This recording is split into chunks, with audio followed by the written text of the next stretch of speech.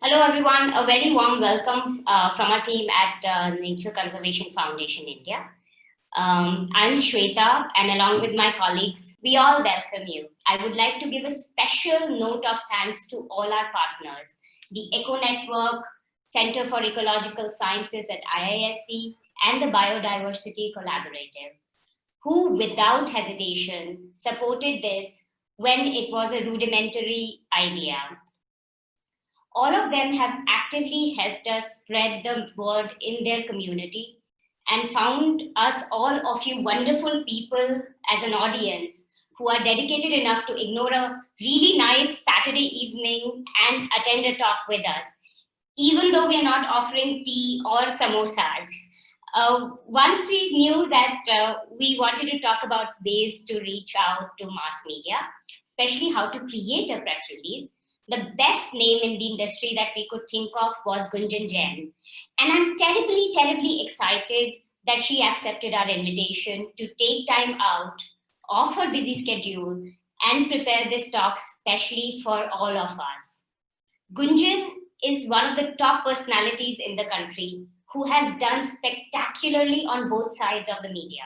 She started her career at NDTV, where within a few years she conceptualized and developed India's first ever show for award winning global documentaries and made documentaries popular on TV and produced narratives on gender, caste, social economy for multiple shows like India Matters. In 2014, she joined Oxfam India, what I would call the other side of the media, where she was part of the management team and built communication strategies for Oxfam's programs in India, making complex issues accessible to targeted mass audiences. Since the last 5 years, Gunjan has been working with Global Strategic Communications Council, a global network of communication professionals who develop strategic narratives in media on climate emergency and energy, a very important cause that is affecting all of our lives. When I asked her what was the one most important thing that all of us forget about communication, I loved her response, and I quote, she said, I've learned that empathy and vulnerability remains at the heart of every great story. I would root for more of these stories in the media, won't you? Before we begin, I would like to add that this session will be about 30 minutes long, after which we will take questions. To avoid distractions, Zoom chat will be closed during the session. If you have any questions you want to ask Gunjan, please message your questions to the host, Jignasa. If you would like the questions to be anonymous, please mention that too. We will open Zoom chat post the session, and you're most welcome to give your feedback, thoughts, and questions to us then to be read out at the end. Thank you again, and for bringing your own tea and samosas. I would like all of you to give a round of applause for our speaker, Gunjan Jain. Gunjan, over to you. Thank you so much, Shweta, and thank you to all the colleagues at NCF for giving me this opportunity, and thank you for that very long and very embarrassing introduction. Okay, so I think when Shweta invited me for this, and since I work on climate change and energy issues, I think for me, the idea was that we need to see how we can bridge the gap between the science and the general public. And I think that is what we try to do also in the work that I'm doing currently. And for me, which is why this talk was extremely relevant, I thought it completely makes sense. If there is interest and there is an audience willing to kind of who's curious about this, then we definitely need to tackle this. I'll just start sharing my screen here. Can you see my screen? Yes, Gunjan. Yes. Okay, great. I've stopped my video. Sometimes there's a bandwidth issue, so you can just see the screen, full screen there. So I'm starting with this little cartoon, which was actually shared by a very senior scientist at IIT when he found out about my talk. And I think this kind of just sums up this entire conversation. And what we are trying to do is that there is this science fraternity, which are like the apples, and then there is the general public, which are the oranges. And what we're trying to do with science communications is trying to bring the two together and trying to just make some sense and semblance about what science is trying to achieve, what science is trying to tell us, and where we need to, how we need to build narratives when we're looking at politics, when we're looking at religion, when we're looking at just the political economy of our entire environment around us. And science kind of plays that crucial role in linking and bridging that entire gap between the narratives that are being pushed out by the political and the industrial fraternities, and what the general public kind of perceives and should be looking at and should be raising questions about. I was given a set of some pointers, I think, which NCF colleagues kind of figured out that the research community was wondering about this topic, and I've tried to put together a presentation just looking at those 7-8 questions.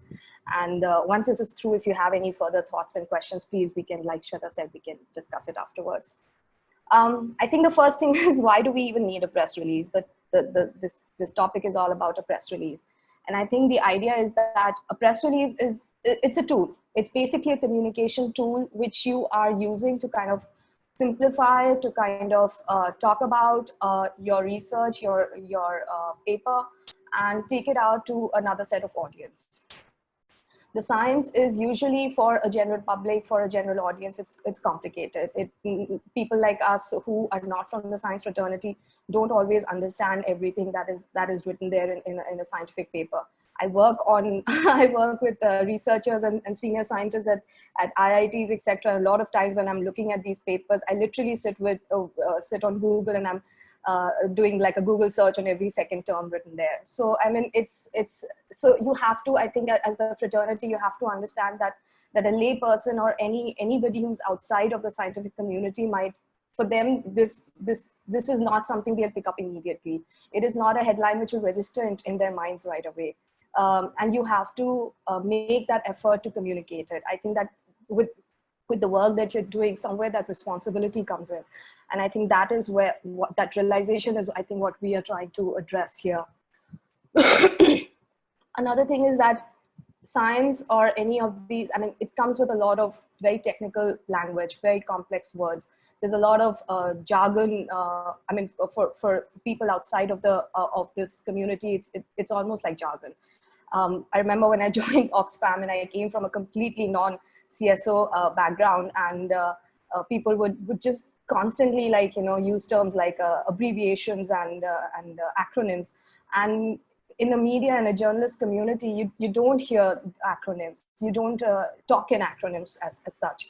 So, don't take it for granted that the people outside will understand that jargon. The people will understand that PB stands for lead, or these are the symbols for the different chemicals, or these are the this is what a certain what an NDC is, or what a PM 2.5 is, or any of those terms. The general public take it for granted that they do not know, and if you're writing a word, you have to kind of explain what that really means and contextualize it for them.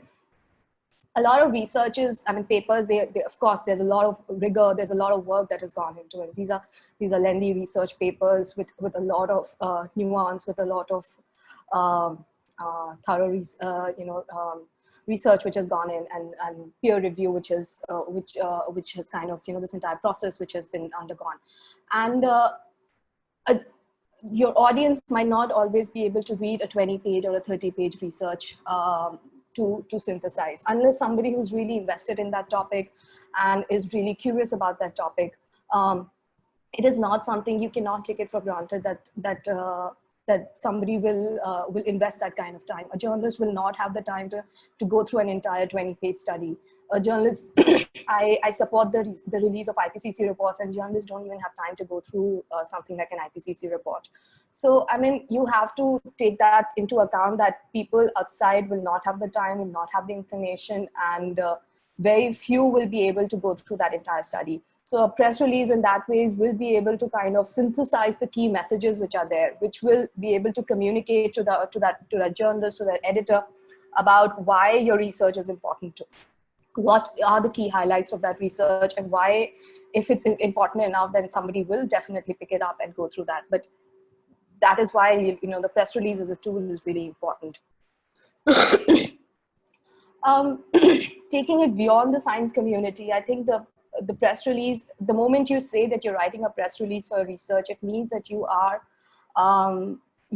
it's not just a paper which is going to be circulated within the scientific community, which will be just remain within the realms of a journal, but it is going out to a mass media. It is going out to the wider media, and through them to a wider audience. So, I mean, if you are looking at writing a press release, you are looking at the idea that you are trying to make your study more public. You are trying to engage a wider community with that research, and you are trying to empower those communities if possible through that research also, because what the scientific community is doing is like we said, that is what is going to be breaking down the barriers about a lot of different concepts. We right now holding this entire conversation on a Zoom platform because we're living amidst a pandemic, and there is insane amount of research going on currently on just the coronavirus, and there's a lot of interest around that as well. So, I mean, that is, so there is a lot of interest. There is that in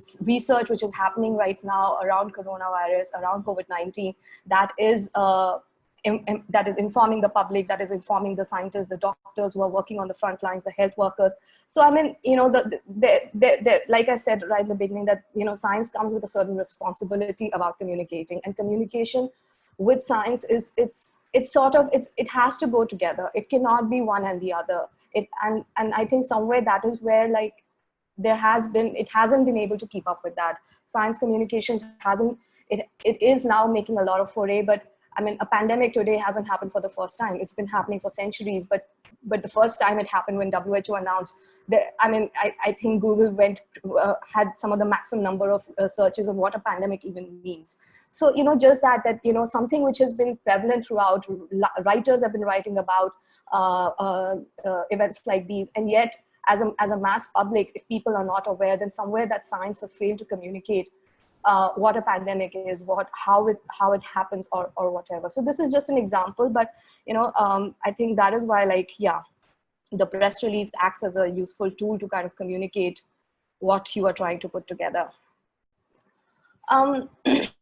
So every scientific research, I get a lot of research papers, and scientists are always, there's amazing research happening currently in the country and everywhere in the world, actually, around climate change, energy, biodiversity issues. But every scientific research paper, though it has significant relevance and might be useful to a lot of stakeholders, but it does not mean that it will become newsworthy.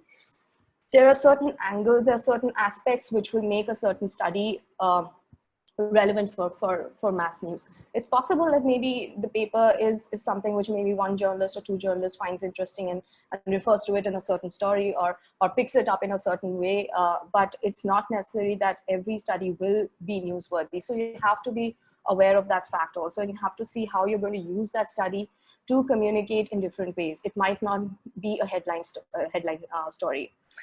Certain things, what makes news actually? When we're in news, there are 7 basically values that we look at. Look at any piece of information which then becomes news. These 7 words are like, as you can see on your screens. Impact. What we mean by impact is like a piece of news, how many people is it going to impact?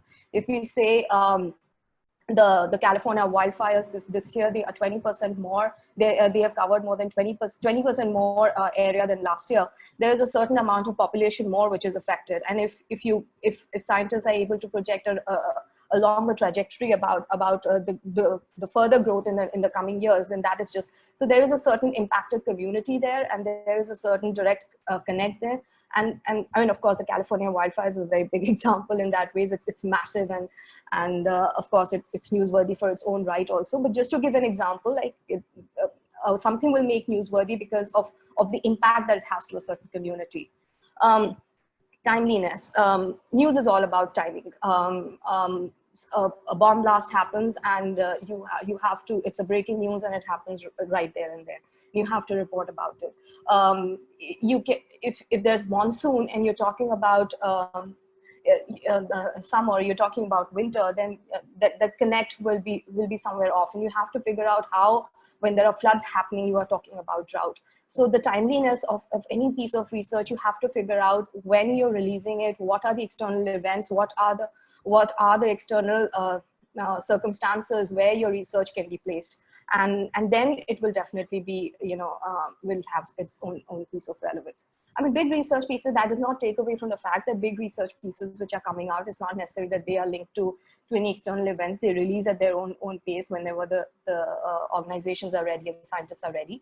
But just to say that a lot of other research papers also coming out, and if you're releasing it and if there's no specific hurry, then do look at external events and how you can connect it to that kind of, time significance for a news journalist. If a journalist is reporting on floods and there is a paper that you have which kind of feeds into that, it will immediately get picked up, and not one by many journalists, because they're looking for that story. So it will have that sort of what we call the news peg, and so you can cash in on that. So keeping those kind of aspects in mind will always be more useful, because you're taking into account what the media community will be looking at and what their requirements are, and kind of addressing it for their needs. Prominence. I mean, of course, like, I mean, the prominence of a subject or what you're looking at, I think that, of course, the scientist who's doing it, I mean, all of those things, of course, combine to make a study like more newsworthy or less. Proximity. I think, I mean, it's a very simple, like a news piece. If there is,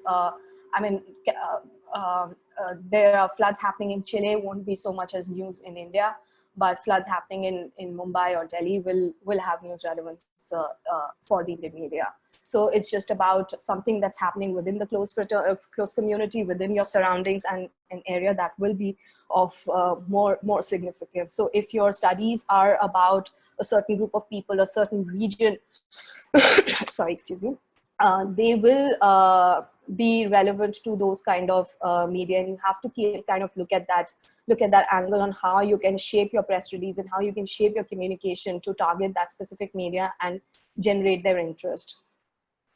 Bizarreness might I couldn't really think of any examples of bizarre scientific researches, but just that any piece of news which is bizarre will become news. A dog biting a man is not bizarre, but a man biting a dog will become a bizarre piece of news. So it's just one of those values of news, that something that's out of the ordinary will become news. Conflict, I think, lies at the heart of any storytelling, and if your research is kind of bringing out certain conflicts in situations or in the current context of environment of conservation, then I think highlighting that kind of difference and the conflict between what is happening and what is projected to be the possibility, I think those will always kind of make news value. Currency, again, like what is the significance of this report or this research for this specific journalist. So, I mean, these are just some of the values, and I've listed it out because just for you to understand why, I mean, how even journalists think, or what makes something newsworthy for a journalist or an editor or a media house. I mean, they will, much as they might be inclined towards scientific research, and they might be willing to take a look, but for a media house to run it as a story, it needs to cross off at least one or two, or at least one of these values to kind of make it important for them. I mean, yeah, I mean, how to convert any kind of research paper into news. I think the top 2 points are your main, are like, you have to first see what is the main message of your research. In a way, what we say, what is your elevator pitch if you say, what is the key point that is coming out? I mean, a 20-page research, of course, has a lot of nuance, a lot of content, it could be saying a lot of many messages, but what is the one main highlight of that research? I remember I was working on an Oxfam report, on the first inequality report which Oxfam brought out, and I was there at the time, and I worked on its release. And it was like I don't remember, 50 or 60 page long report, but the one point which struck me, and I came from a media background, and it was like, the inequality between people is grown so stark that the top 1% can fill in a bus against the rest of the global population. And I think that was just, it wasn't just the stark, the explanation of what this entire research is all about. Um, but also it was such a visual description, like, there is this 20, 30, 50, 60 odd people who can fit into a bus, and they make the 1% of this entire, who own the entire prosperity in the world. And, then it's the rest of the 99% of us. So, I mean, and that's just like one of the very stark big things. But I mean, you have to kind of see what is you have to move away, distance yourself a little from the research, and you have to think about what is the main key message coming out. Because I talk to a lot of scientists, and I understand that they have gone into so much detail and invested so much in looking at that subject that they are too tied up with all the details. But you have to think of what in the study is going to jump out at an external audience. If you're looking at a journalist, what is, if you're going to communicate that I have done this research and this is what it's about in one paragraph, then what is that? So you have to think about the main message of your study. And of course, your target audience. I think for media, the three main target groups of audience remain the public, the industry or the corporates, and the political leaders. These are the three kind of major target audience groups who they are trying to influence, or who they are trying to talk about, or like, trying to target. And how is your research kind of, which of these target audience is it addressing? You can break it down further also. These are just brought from the news perspective, but you can break it down further also into who is your target audience. The most baseline of any communication is who's your target audience, because you're communicating to somebody. So who is the target audience that you want to communicate this research to? And I think if you understand that, then somewhere that main message will also come out. If you are standing in an elevator and you have to give that pitch for your report, are you communicating it to a businessman? Your pitch to on that report will be different. If you're talking to a political leader, what are his or her leanings and what are they trying to achieve? Industry will always be profit driven. So is your science, is your research being able to address those kind of their concerns? If you're saying that we need to decarbonize and we need to shift towards renewables, then is your research being able to answer that for the industry, that there is a cost benefit analysis around this, that there is a prospect of jobs? A political leader will be interested in saying that if you decarbonize an entire sector grid in the country, you would be able to have 5 million jobs, and that's a big key point for a political leader or the public. So you have to kind of tailor your message also for your audience, because that's when you'll be able to connect with whoever's reading your press release or your any communication materials. Data is very useful, and we rely on you scientists and researchers to kind of give us the data. And whatever data it is, I think if you highlight that, I think that always gets it's always a winning point. It grabs headlines, it grabs attention. 1.2 million people in India died of air pollution in 2017. That's a headline. It's an entire massive study by the Lancet or the Health Facts Institute, but just that one line that so many people died because of air pollution in India in 1 year, that's a headline. So if your study is, and it's not necessarily every study has to have data, I'm just like, if you are using data and there is data, then highlight it, push it, use it, and try to see how you can maximize that data. I've written this learn from corpus because, I mean, if we just look at how the industry manages to advertise whatever they are doing, whatever products they're trying to sell. And I think somewhere it's not really a comparison, but it's just like we need to, I think as a science and the communication fraternity, we need to learn about how the business fraternity manages to do a much forward-looking assessment in terms of, if they are setting up businesses, they are doing it's a long-term analysis of how they're going to do land, how they're going to buy the land, how they're going to set up, what's going to be the projected increase of people in that area, or what kind of jobs people would be wanting. They do an entire analysis around a certain business. What they literally they convince people to buy some things which people don't even want. And I understand science is not, it's not it's not a business, and I mean, of course not, and it's not trying to achieve that, but somewhere it needs to, especially in this decade, 2020 to 2030, which is so significant for climate and biodiversity and conservation.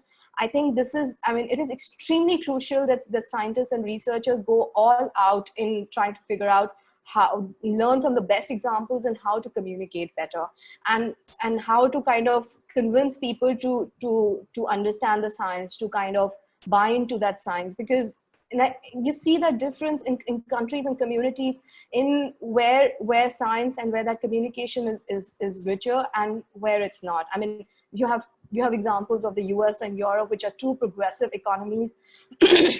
And yet when it comes to denial of science in the US and versus in Europe, there's a complete difference, because the corporate and the industrial body in the US has managed to kind of deny the science throughout. There have been consistent, I mean, you look at in the automobile lobby, which is completely managed to disintegrate the public transport system in cities in US. So I mean, I'm just giving an example that it is worth looking at how this sector communicates. How, I mean, of course, we cannot put in the billions of dollars that they do to kind of mass advertise, but taking some lessons from that and trying to be aggressive about communicating, I think that's important. It's extremely important, and especially, like I said, in this climate decade. So how to write a press release? I think these are just some tips, and I mean, every story and every press release for a media story, the first thing is, what's your angle of your story? What's the perspective you're trying to give? And I think identifying that would be the main key point for your press release.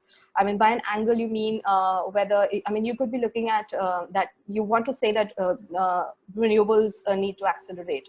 Now there can be 10 different ways to say it, whether you're saying that it's becoming economically more viable to push renewables, and therefore it makes just economic sense to do that, or you can talk about decentralized electricity and more power energy security for people. Also, I mean, there can be a whole different range of ways to kind of look at it, but but finding that angle is extremely important when you're writing a press release. What is the key message that's coming out at the end of that entire 1 page or 2 page that you're writing? Your headline should grab the audience. A lot of the scientific press releases which come to me, which are written by organizations themselves, they usually go into these 2-sentence long headlines with a sub-headline, etc. You have to remember, if you look at a newspaper, if you look at a story online or anything, it will have a 1-sentence headline. We're living in the Twitter age with an attention span of 140 letters. And I'm not saying I'm not promoting that, but just to say that we have to be aware that people have short attention spans now, and a headline, if it's not crisp and crunchy to kind of state what you're trying to say, and in that one sentence on the top, and it's not grabbing the attention, then you've kind of lost people right there. You would have lost the journalist right there. A journalist, they would be getting 15 to 20 press releases on a daily basis, at least. And you have to take that into account, that one person who's going through 15, 20 press releases, plus working on 2 or 3 stories on a daily basis, plus dealing with a whole rigmarole of how the newsrooms are working these days, the pressure, the resource constraint. So the more you are empathetic and understanding of what the journalist is dealing with, and try to support them with the content that completely immediately captures their attention, the more they will respond to you and they will connect with you. So a headline is extremely important. If you have a data, flash it in the headline. Write your lead. The lead is basically, I mean, for journalists, it's the first sentence or the first para, which kind of sets the tone, which kind of encapsulates in a way what your entire press release or your story is going to be about. It should ideally have the 5 W's on the edge: the who, what, where, why, and how. And it should therefore be like, so the way you write your lead, the way you start that first para of your press release, that kind of sets the tone. So the more you it's a more active tone of writing, the more it will be engaging, and it will immediately kind of communicate to your journalist. Press release should not be more than 1.5, 2 pages. I think that's the length. So I mean, 3 to 5 crisp paragraphs with you know, like a boilerplate statement in the end, which basically means like a descriptor about your organization, or if it's a joint press release by 2, 3 organizations, then there's contact details, etc. So I mean, that's like the maximum. You should not have more than 3 quotes in a press release. I mean, 2 quotes is good, 3 is the outer limit. If you really want to send in a lot more quotes and there are some relevant and things to be said, which are not repetitive of what something has already been written in the press release, then you can add it as an additional quotes at the bottom, and send those if you think that these people are relevant and they need to be added in the press release, but it's going beyond the kind of limit. But be kind of sacrosanct towards what the press release, you know, a sort of a structure. Don't go beyond 2 to 3 quotes. It kind of loses its strength in a way.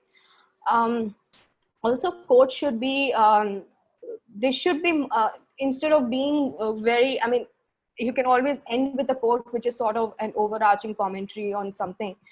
But otherwise, the more focused they are on specific interconnections that you're trying to build while you're writing that press release, the better they are, and there are better chances of them getting picked up. If they're stating something which is different, which is new, which isn't just the obvious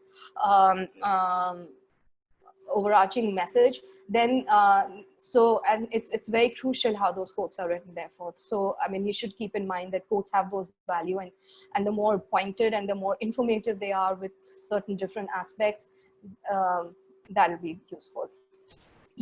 Include the contact information, whoever's sending the press release. If the journalist needs to get in touch with them, then who should be that person, etc., and the boilerplate statement. How to make a study more accessible to a large audience.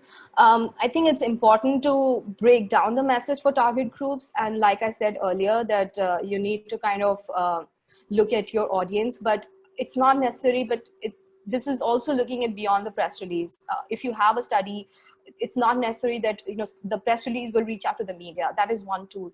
But if you have a study, and if it's not, you're not sending it out to media, but it still has value for a whole lot of audience. If you're looking at the state of forests in a certain state, it has relevance to that state. It has relevance to those target groups. You have to break down the target groups. Who are the stakeholders who would be involved in this? Who are relevant for this? The communities who might be relevant, the political leaders you want to influence, the industry that you want to influence, the other CSOs, etc., researchers who you want to drive into that group. You have to understand what are the different social media platforms or the communication platforms. Each platform has its own set of audience and a very different kind of people. Twitter will have a much more people who are more of news junkie, in a way to say, and they will be much more it will be a very news kind of a driven and an influencer kind of an audience. Facebook will have a much wider audience where people are just interconnecting and just also just you know, there for like larger existential debates and conversations also, and not just for news. And it will have a much broader outreach also. Facebook will have audience from tier 2, tier 3 cities, maybe even rural areas. Twitter will mostly have people from English speaking and or even Hindi speaking, but mostly from urban audience, tier 1 cities more, or tier 2 cities, etc. So you and Instagram will have a completely different audience. You'll have more of the younger lot who's engaging there. So and each has its own value, but you have to understand the different social media platforms, the different communication platforms that are available, what kind of target groups are there, how you can use your research to communicate with each of them. Each of them will have their own relevance.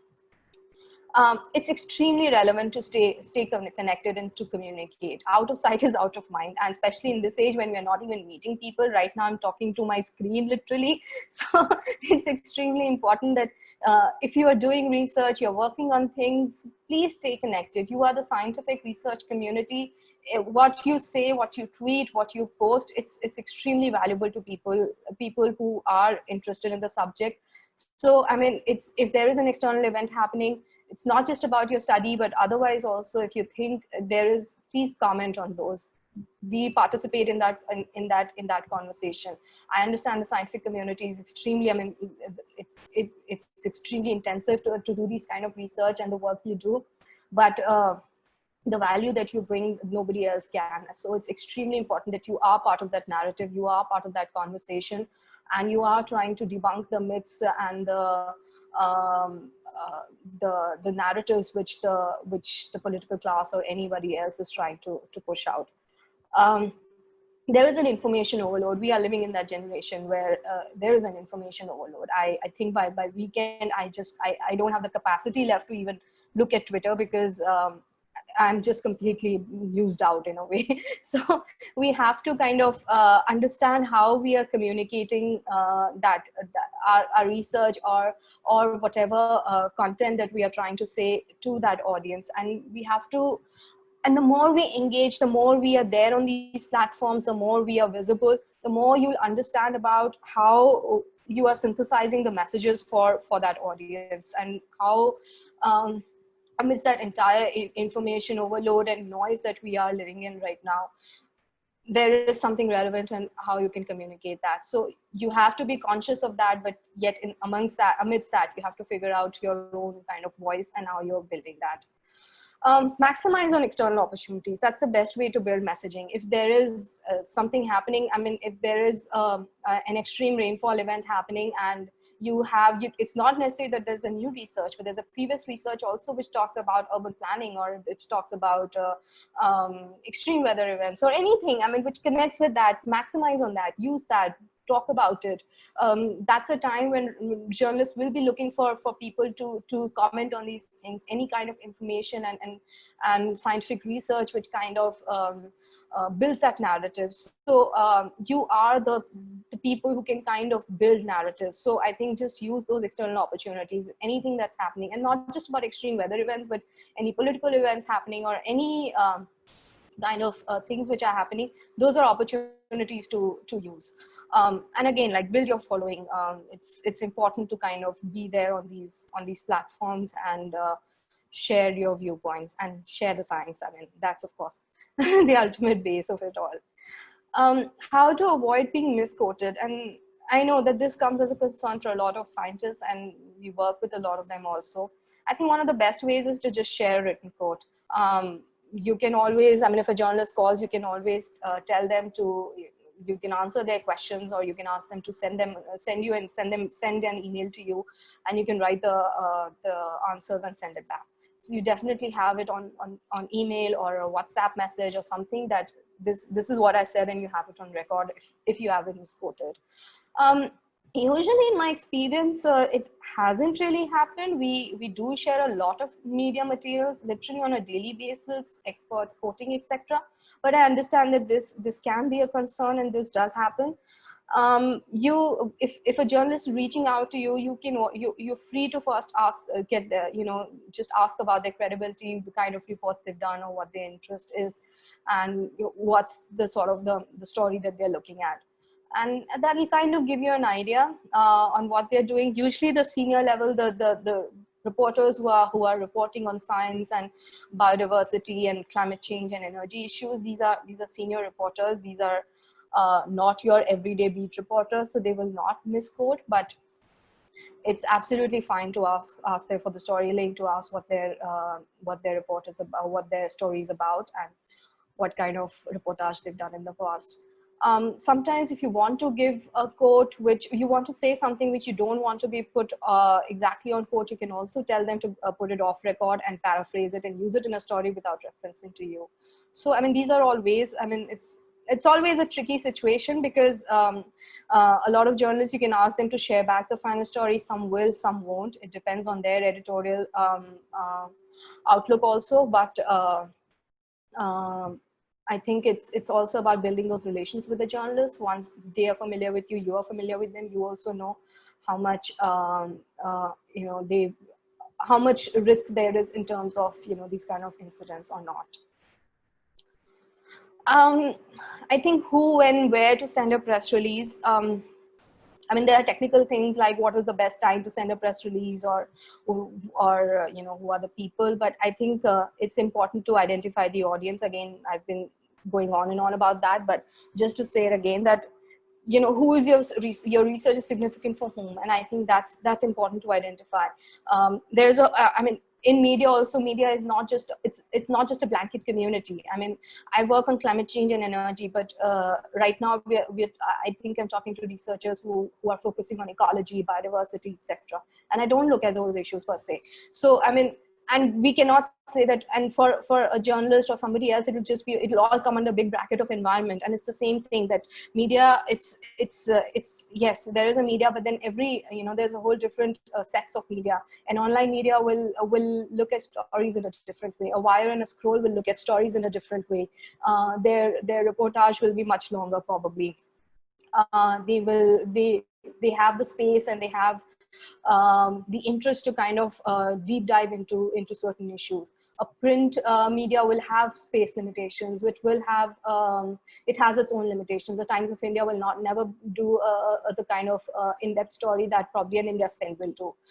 Television media is of course a whole different ballgame, especially in today's day and age when we are seeing whatever we are seeing on TV these days. But there are still some media houses which are doing some good work, especially around environment issues, and they will pick up if the research is relevant. But you have to understand what is their audience, what if the story has some kind of a visual appeal as well, to kind of build that for them. So every media, you have to understand their needs and their the kind of content they deal with, the kind of stories that they report on, the kind of the way they write, and the meaning that they have. Whether it's a regional language media will not be able to, will not even probably have time to go through a 2-page or a 3-page press release. They'll probably just want a paragraph to explain to them what this is about. A lot of times I send reports, and the media journalists will call me and ask, "अच्छा ये क्या भेजा है, बता दो मुझे, explain कर दो, बस क्या है, इतना बोल दो, and मैं इतना ही लिख दूंगी, बस ये कहते हैं एक छोटा सा कॉलम, एक पैराग्राफ लिखने के लिए, वो बता दो."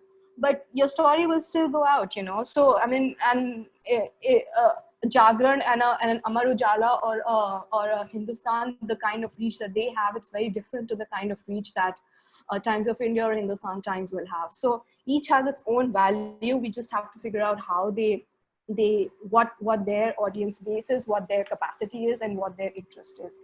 And in international media, a journalist who's filing for FT from South Asia will be looking at India and the entire South Asia region from an overall perspective, from a regional perspective. They will not be interested in very micro level of information. They will, of course, these are very senior level journalists who've traveled, who've been reporting from different parts of the world, and they will be interested in any new research, but it's not necessary that they'll report or they'll file a story on just that. So, I mean, so these are your different target audiences who you're writing a press release for. So you have to understand, you have to cater to those, and you have to kind of streamline your messaging and tailor your messaging for those. And yeah, media materials will be different for different media. How you can track your study news, I think Google Alerts is an easy way, or just search. If you released your study today, then tomorrow you can just, or by evening, you can start looking at Google News and just search with 2-3 keywords, and you should start getting the news stories which have come out on your study or not. There are a few news monitoring services also, like Meltwater, India Media Monitoring.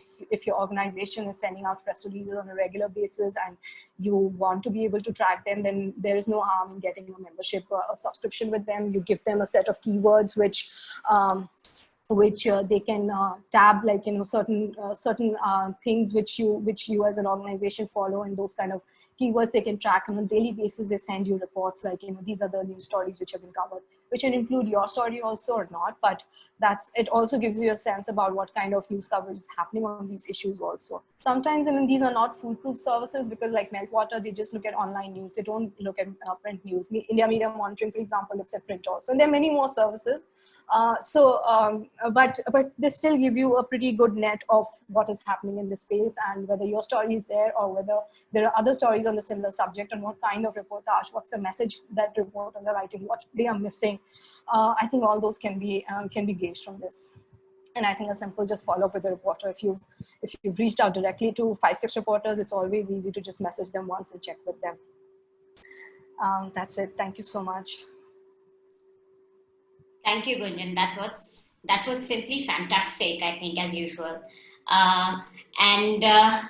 Thanks for talking to a screen. I know it's like really, really crazy the times that we live in where there's no feedback and nobody's like, smiling at the amazing jokes that you make. It was an eye-opener for me, this talk. I especially loved your 7 points on what makes news and laughed at bizarreness as one of the points. I'll remember that. I think that's my favorite. Also about how you can use research and studies to connect your past research and studies to connect with current relevant events. I thought that was a very important point that I would like to keep in mind. I'm happy to say to everyone that the Zoom chat is now open for questions. If you would like to ask something, please type it in the chat box and we will read it out chronologically. We already have a couple of questions, Gunjan, so you don't get a break.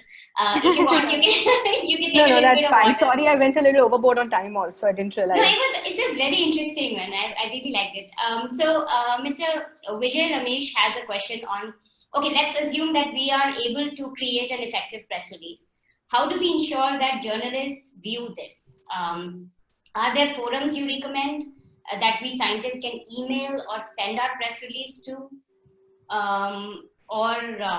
Yes, please, over to you, Gunjan.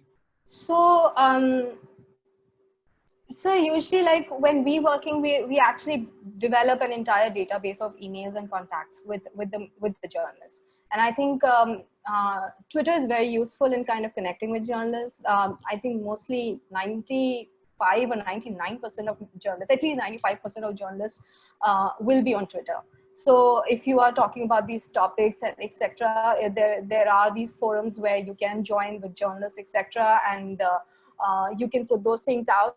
But I think if you are working as an organization, it's useful to kind of build these kind of databases with journalists, and they're constantly changing because journalists are always moving between organizations, etc. But and a lot of journalists, they usually share their personal emails, not their work emails, because for them, if they find people resourceful and useful, they know that whenever they move out, also they will have those emails will stay the same. So, I mean, there is no short way around it. There's no shortcut around this. There are forums on Twitter, etc. But you have to kind of develop a database. You have to develop those relationships with journalists to kind of ensure that they know you, they find value in what you are saying, which is why I said that you need to build your following on different platforms. You have to be visible, and they will start picking up what you're doing and what you're saying. Okay, fantastic. Trisha Gopalakrishna has a question on, I found it a very interesting question. Can the speaker list the names of a couple of online outlets that cover early career researchers or students' scientific studies on climate change in India? I mean, there are online platforms which are covering climate change. Early career researchers is hard to say.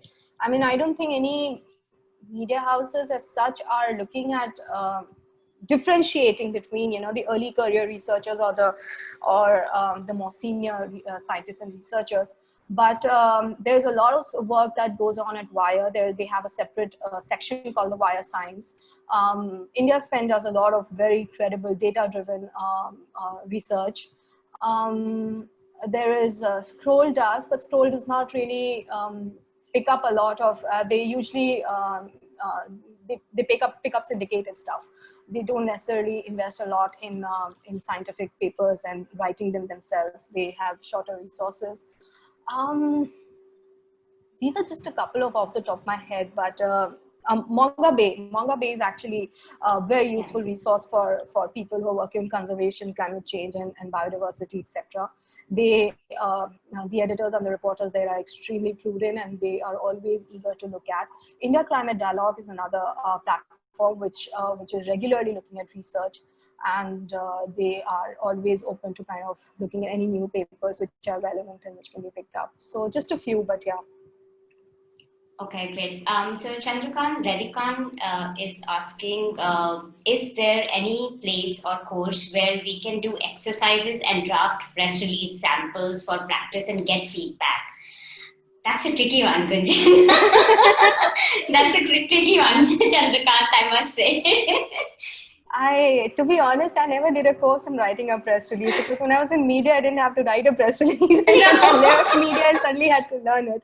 So I actually learned on the job. But I don't think there is any, I mean, you can do these short term, I mean, these days you have all these online courses where you can pick up. So, I mean, if you just do a search with that, I think you should be able to find a few things which maybe can help you to, like, you know, just get an edge on writing your press releases. I simply thought that maybe like make a friend from a PR background and ask them to read up your, like, you know, charm them with chai or coffee or something and ask them to read your press release to make sure it's a good draft. You know? Absolutely. Absolutely. That's the way to go. Yeah. Similar question from Jaya Jayanti as well. As a beginner, she asks, where do you start and what do you concentrate on for creating? I think she hasn't specified whether it's specific to press releases or she wants to just figure out self-learning in terms of communicating studies to media. I'm making it a bigger question probably because she hasn't specified the tool of press release per se in the question. So let me get this. Basically, how to kind of build your readership? How do you start? You know, kind of where do you start and what do you concentrate on is her question as a beginner. I'm assuming it's a beginner in terms of connecting with media because she hasn't specified her career beginning. I think, I mean, it depends on what your area of focus is. I mean, and whatever your area of focus is, like I said, I mean, you know, communicate whatever topics you are. If you are a researcher, you already have a wealth of knowledge and understanding about the subject matter that you are working on. And even if you're an early beginner in the science community, you might be an early beginner, but for the external world, you're coming with a whole lot of knowledge. So I think just building on that and building your following and building, you know, those kind of content, I think that's a start. You know, that's where you kind of, from a communication perspective. Amit Hegde is asking, when you give the common press note, most of news media will publish it. Will publish it exactly the same without change. So how do you kind of control that? There's no way to control it. You cannot control what a journalist writes or what an editor picks up. You cannot question them. That's the first way to kind of completely ruin your relationship with them. You cannot question a journalist on the editorial. I mean, of course, if you have a good relationship with them and the story is completely it's completely making a wrong point, then you should discuss it with them for sure. Whether it's a good relationship or not, you should bring it up. But whether they have just picked up the press release and printed it as is, or they have invested more time to kind of develop it into a story and pick up parts of the press release and the information, that's totally their call. And it depends on the time they have, the kind of resources. A lot of times, especially with these times when, like, you know, the news is just so crazy with coronavirus and border issues and Riya Chakrabarti, it's, if you get any news as an environment person, then I think you're just grateful, even if they just copy pasted the press release. Yeah, true. So Nishant Venugopal's question, and questions are keep coming in, Gunjan, like they're flying in. No problem. How Saturday evening, I'm not going anywhere. I'm locked out. You're such a sweetheart. How do you incorporate and identify keywords for a press report so that it will get noticed? Is there any way to learn or understand about that? No, that's a very useful point, actually. And I'm sorry I missed talking about it, actually. I mean, yeah, keywords, I mean, it's crucial to see if you for example, if you're tweeting, I mean, whatever kind of hashtags that are popular in common, those are some of the keywords. If you are talking about climate change or anything. I mean, I think keeping in mind if it some of the keywords which are prominent, which people will understand, it's extremely useful. I don't know if there's any kind of way to learn how to pick up keywords or not, but it's just about what kind of keywords are more common hashtags and which kind of have more prominence. I think if those are there, then those would be useful. But again, like, it depends on the format and platform where you're putting it out. If you're putting it out digitally, then of course. But if you're just sending it out as an email to a bunch of people, then I mean the keywords are important still, but its pickup or lack of pickup will not depend on that. Okay. So Ruben Sagar has said, thanks for a great presentation. You mentioned that the title of the press release must be catchy. However, ecological, wildlife, biological research paper studies are often quite specific, either region specific or species specific, process specific. So essentially, how can one strike a balance between being too vague and catchy without dropping too much information? And this, Gunjan, is a very good question, actually, Ruben. Thank you for asking this, because I've been struggling with these in making press releases as well in my work in NCR. So I would like to hear that one out as well. Yeah, that's a tricky one, actually. And it's hard to say anything without any specific example in front of me. But I mean, and I don't work on biodiversity and ecology, so so it's tough. Like the IPBES report, which came out, I mean, how many million species which are under threat. So that kind of makes a big headline, but that's a UN report. So it's a different ball game. But I mean, I think even if certain species are under threat, or if it's a certain region which is going to be under threat, or what the impact of that species is going to be on humankind if it goes extinct, I think those are the kind of interconnect we need to make. Because I mean, for a general person, people don't give that much importance or significance to extinction of species, and I think their relevance to our day-to-day existence is important. I understand that it's not possible to kind of communicate that in a headline, but just that, you know, X number of species or X species will be extinct in Maharashtra region, impacting soil something. You know, those kind of, I think, interconnections and relevance would be useful, I think. But again, it depends case to case and what the research is. But this is just an example. Sure. Priyanka Iyer asks, any pointers on how to handle research topics that take a critical view of national policies? And you're in climate change, so that one you can't dodge. Going live on Facebook and you're getting me into trouble. Okay, so I mean, yeah, it's a tricky slope we are kind of treading right now. It's climate change and environment is a complex issue to be talking about in the current political scenario, and not just India, everywhere. And I work with a global network, and we have teams in Brazil and US and everywhere. We are struggling with trying to communicate these in extremely difficult political environments and national environments where people are becoming so anti-science or becoming so, leaning towards, a certain kind of ideology. I think the value that science brings is that it's factual. It's based, rooted in certain evidence, in certain reality which tested. And I think what scientists, and I think that is when, even if it's your research is looking at it from a certain national or political events, I think it's very critical that you put out that science from that very evidence-based and that very fact-based argument.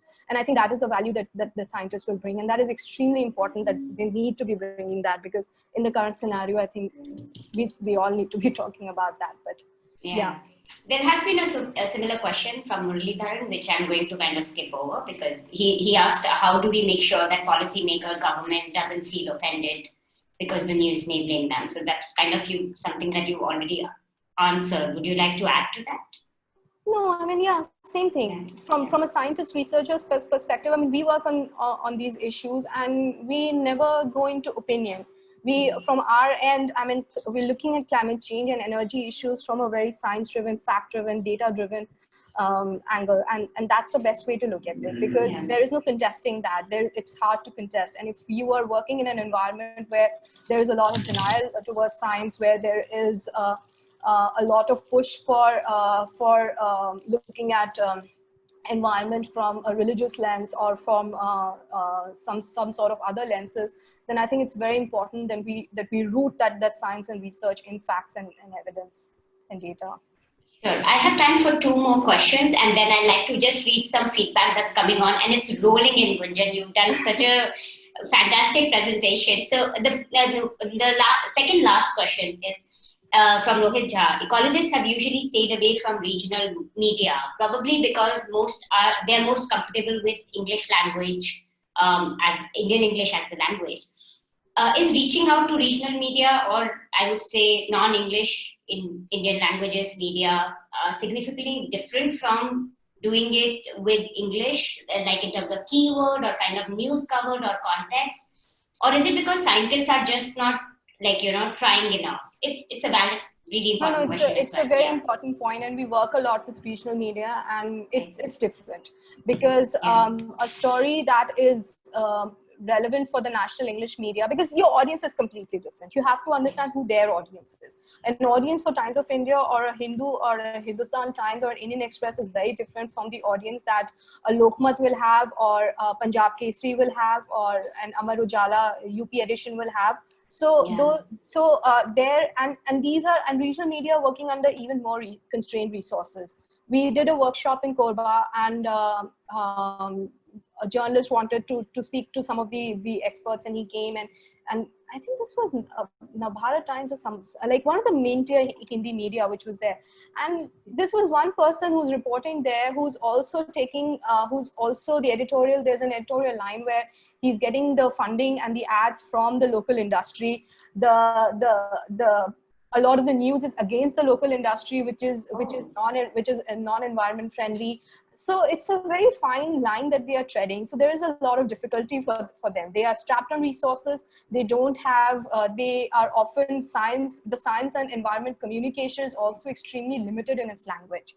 Climate change. The biggest problem of climate change is that it is extremely complex for general public to understand and relate with. It's a scientific subject. It's not like any other issue which every person can understand. You understand that how mausam badlav ho raha hai, but what does that really mean in terms of its larger implications, its larger kind of trajectory, and I think that is why it's simplifying that and communicating that in those typical regional languages for the journalists. There is definite interest. People pick it up, and journalists and Gujarat Samachar, Malayalam Manorama, Hindi media, everywhere. There is a lot of interest, but you just have to tailor it for them, and you have to kind of understand what is relevant for them. And they will not be interested in the larger national story. They'll be interested in the region-specific story. If you're talking to a Chhattisgarh reporter, he or she will be interested in what is the angle or what is the kind of data or anything that you're coming out with which is relevant to their state, to their audience. They will not be interested in national stories. So if there is research which is kind of looking at that at regional levels, then it's very crucial that you communicate to regional media. Okay. So last question for the evening, Gunjan, and there have been amazingly a lot of questions. Chandrakant Redikant has asked, one thing that I have seen is that reporters are very elusive. Building relationships with them is very, very tricky. I mean, from a personal point of view, it is easy to connect.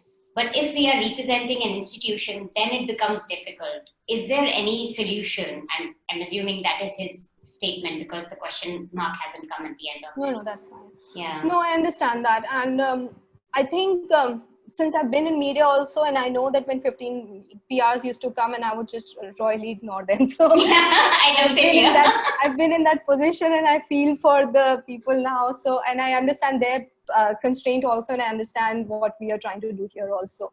So I think it's important if you're representing an organization that you're not just, you are for a journalist, they value resources. If you are a person, if you are an organization who's helping with data, who's helping them with the right spokespersons, if you're helping them with the research, if you're being able to connect the external events that are happening and immediately respond to them with certain content which is useful to them, they will respond to you.